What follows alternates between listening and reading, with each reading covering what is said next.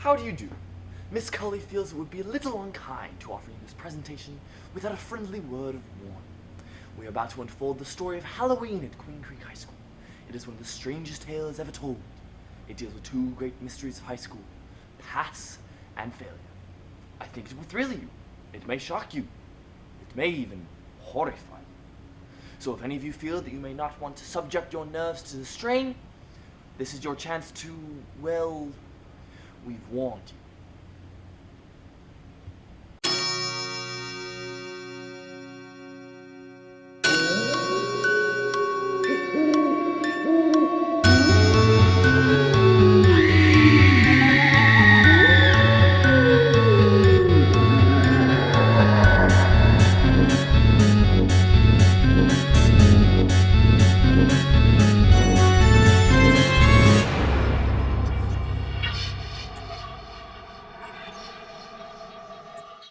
QCHS Theater Co. is very excited to bring you a weekend of spooky events. But beware, the scarecrows are taking over. This Friday and Saturday from 6 to 9:30 at Hagen Farms, we will be hosting our annual Haunted Barn. Tickets are $5, cash, card, and Apple Pay at the door. But for more information, check out QCHS Theater Co. on Instagram. Boom! Be prepared to be scared and be there or be square. How are you doing, Bulldogs? Oh! And welcome to our Spooktacular Halloween Special. My name's Alyssa, I am Tyler the Terrific. and this week we'll be kicking off our show with a hauntingly talented creative dog. Let's meet Jaden.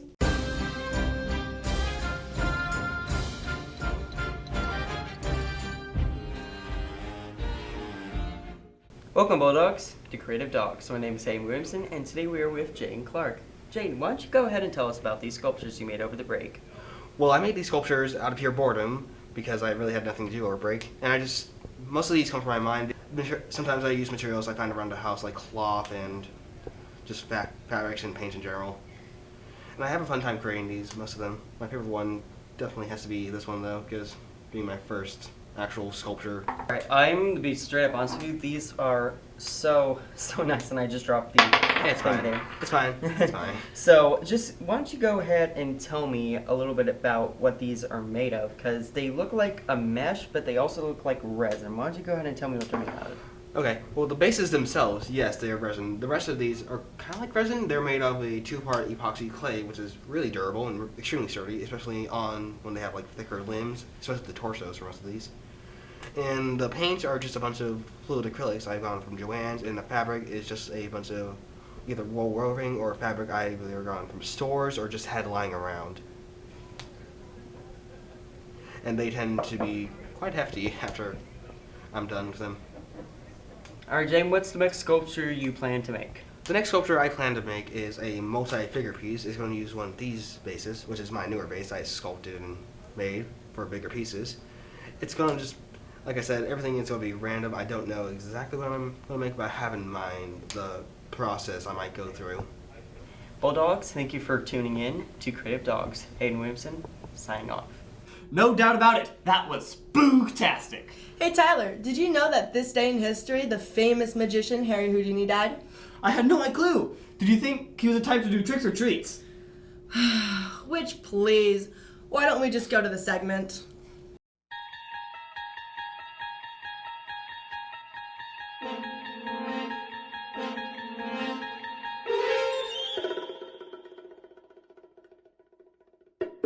What's going on, Bulldogs? Welcome back to This Day in History. I'm Addie. And I'm Aiden. You know, sometimes I wish I could escape school. You know what? I think I might know a guy. His name's Houdini. Wait, I thought he was dead. And that's exactly why we're talking about him. Today, in 1926, the Hungarian-born escape artist Harry Houdini died in Detroit, Michigan.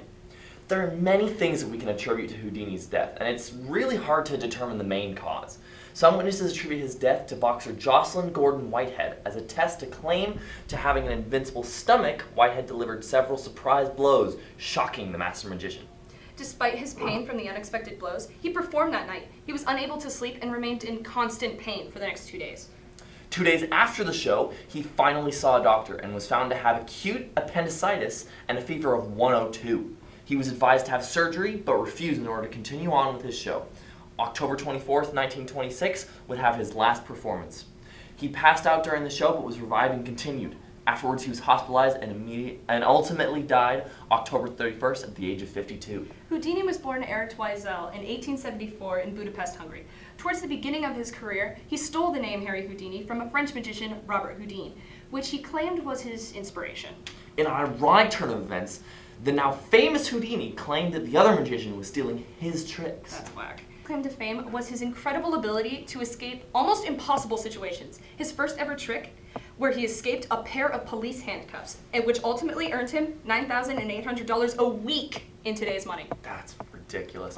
Later, his tricks became more elaborate. Once, after being handcuffed, leg-bound, he escaped a sealed box that had been thrown overboard in the ocean. That's crazy. Often, he would disappear off stage after completing an act. Dude, we should try that. You know what? You're right. That's all for today, Bulldogs. Signing off.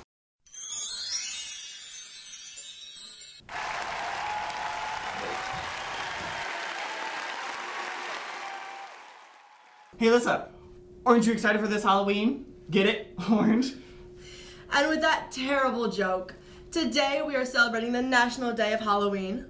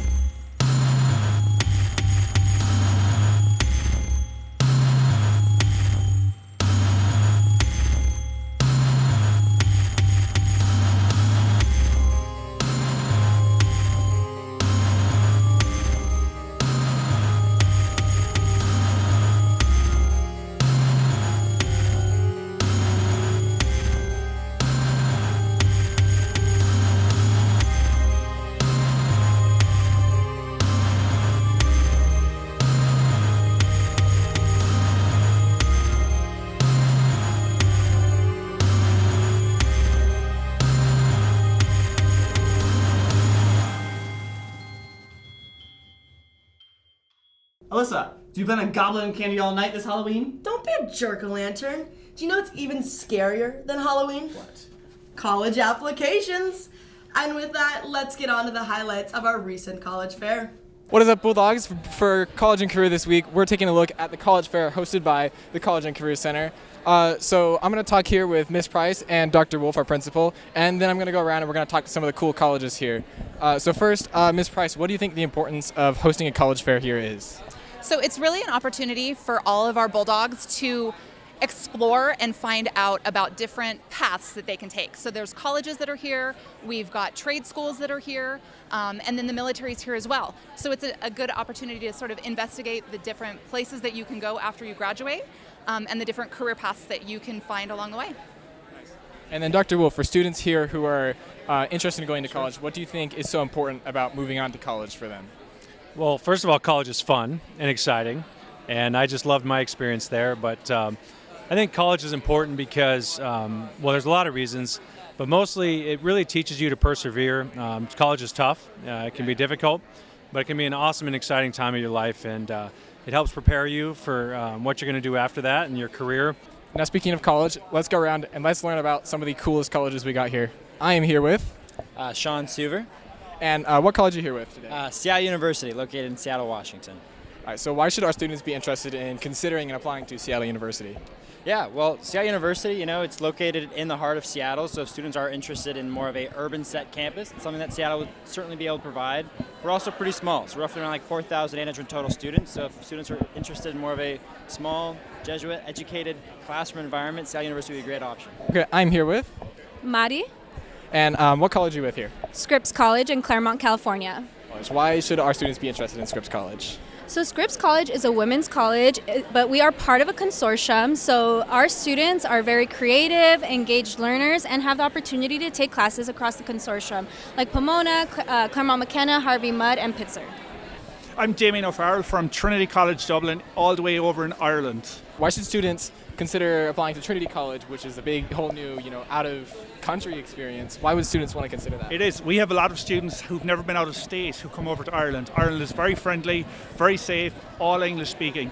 And Trinity College here is one of the oldest universities in the world. So you can see this pamphlet here will cover everything you need. Our library's got over 2 million books, and it's the biggest library in Ireland. So it's a big tourist attraction for a lot of people who visit Ireland as well.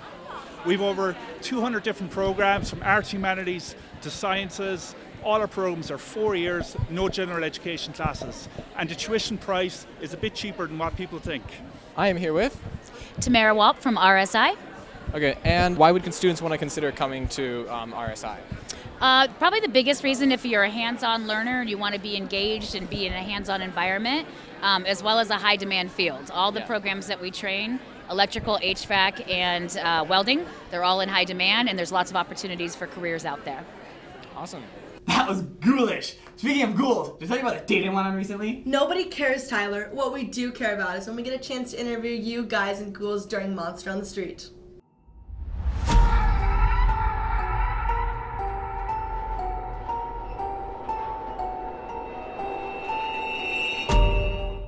Hello everyone, welcome to Monster on the Street. Let's get into it.